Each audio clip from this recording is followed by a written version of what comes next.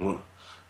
Alors, il y a une question, voilà, selon l'Athénien, qui nous dit, est-ce que d'une certaine manière, n'assistons-nous pas aux dernières batailles impériales pour asservir ou annexer les derniers petits bouts de territoire avant la bataille frontale des empires?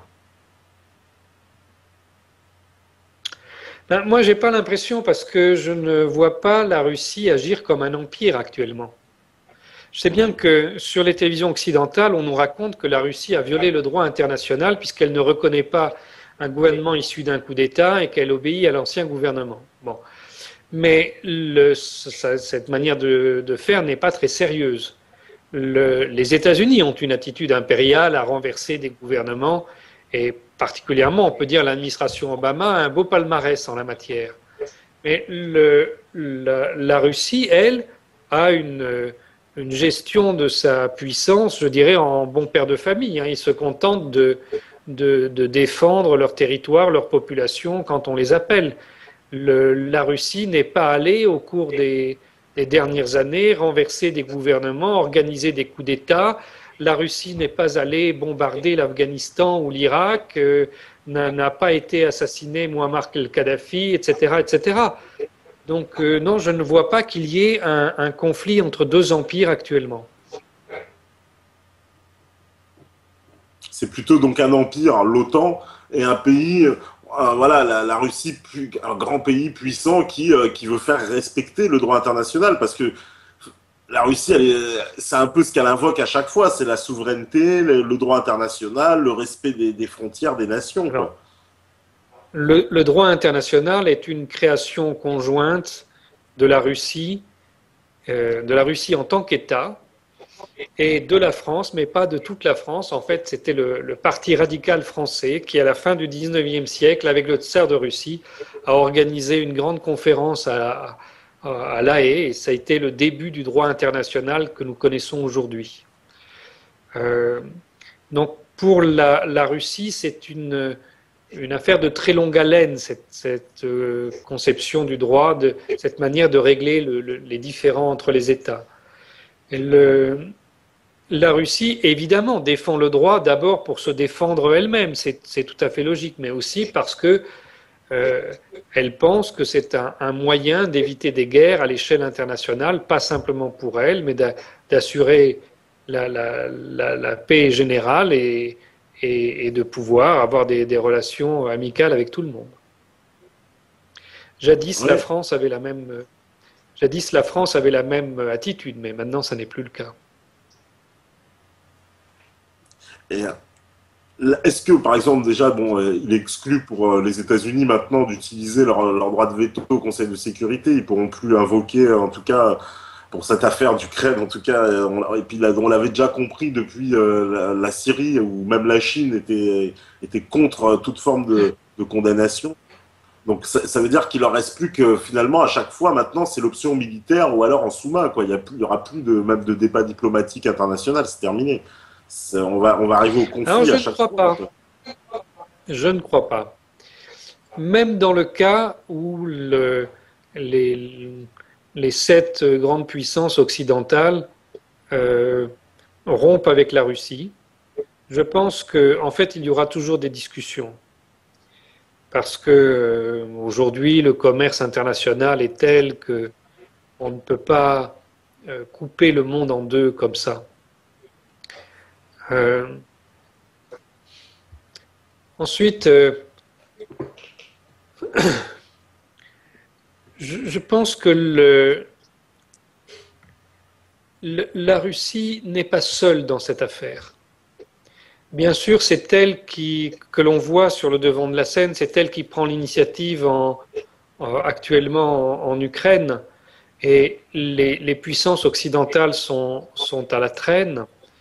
Elles sont à la traîne parce que, euh, au cours des derniers mois, il y a eu énormément de négociations publiques et de négociations secrètes entre Washington et Moscou sur des sujets très différents, mais particulièrement sur la question du Proche-Orient, de la Palestine et de la Syrie.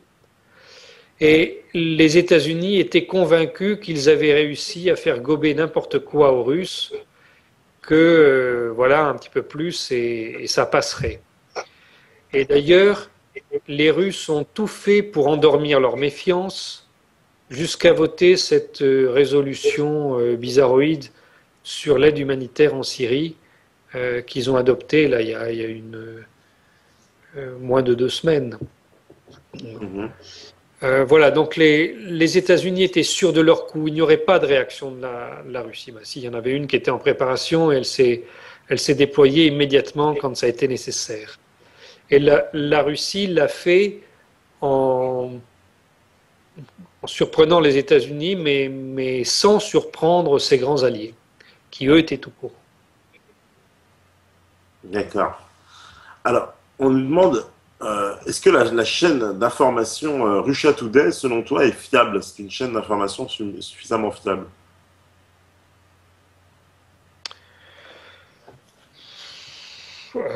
C'est une affaire un peu compliquée, mais bon, vous savez, Russia Today, ça a été créé au départ pour être une chaîne à destination du Royaume-Uni. Et puis en fait, c'est devenu une chaîne à destination plutôt des États-Unis. Euh, et il vient d'y avoir une réorganisation de l'ensemble de l'audiovisuel extérieur de la Russie. Ça vient d'être placé sous une nouvelle autorité. Et là encore, il y a des changements au sein de la chaîne. Euh, bon, d'une manière générale, ce sont des gens assez professionnels quand même. Ouais. Oui, parce qu'ils donnent Est-ce que ça porte bon, sur quoi l'inquiétude que vous de la notez là? personne. Non, non, elle demande juste ça. C'est un auditeur qui nous demande est-ce que c'est une véritable chaîne fiable, mais il donne pas d'exemple particulier. Moi, personnellement, j'ai le Ok, sentiment aussi d'une fiabilité, quoi.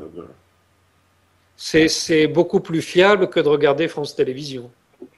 Mais Voilà. bon, il y a aussi des bêtises comme partout. Vous savez, quand on fait d'un flux en permanence, forcément, il y a des bêtises qui se glissent dedans, même si on essaye de bien travailler. D'accord. Alors, on nous demande aussi quelle est la situation dans les autres pays de l'ex-URSS, au Kazakhstan, Ouzbékistan, Turkménistan. Qu'est-ce qui se passe un peu dans ces Ah, républiques d'Asie centrale aussi? chaque endroit est différent. À chaque endroit, ouais, ouais. Alors, Vraiment. par exemple, au Kazakhstan. Le Kazakhstan est un État très fort, avec des ressources importantes, Ouais. qui entretient d'excellentes relations avec la Russie et qui continue à héberger les centres spatiaux de la Russie. Il y a un niveau de vie qui s'est considérablement développé, et ce qui fait que même s'il y a un gouvernement relativement autoritaire, la population s'y retrouve très bien. Mais c'est un peu une exception, parce que le Kazakhstan a très bien réussi, mais par exemple son voisin, le Kirghizistan, est au contraire un État failli, comme l'Ukraine, si vous voulez. C'est même un désastre. Euh, bon, l'Ouzbékistan et le Turkménistan, c'est entre les deux, mais l'Asie centrale a une culture très particulière. Et pour un Européen, c'est assez déroutant, parce que quand un Européen arrive en Asie centrale, il a toujours l'impression de gouvernements terriblement autoritaires, de formes de dictature, de divinisation des dirigeants, etc. Bon, ça c'est un point de vue d'occidental. C'est pas comme ça que les gens vivent les choses sur place. Euh, Même si effectivement l'Ouzbékistan ou le Turkménistan sont des régimes vraiment très durs. Ouais, sur des régimes, surtout le régime d'Ouzbékistan, il est assez connu, ce dictateur avec sa fille là, qui dit qu'au gouvernement aussi, c'est ça. Oui, mais vous savez, l'Ouzbékistan, c'est un État qui, selon les jours, est du côté de l'OTAN ou du côté de la Russie. Ça vient en Voilà. balancier et chaque fois, il se fait payer par l'un et par l'autre. Bon. Donc,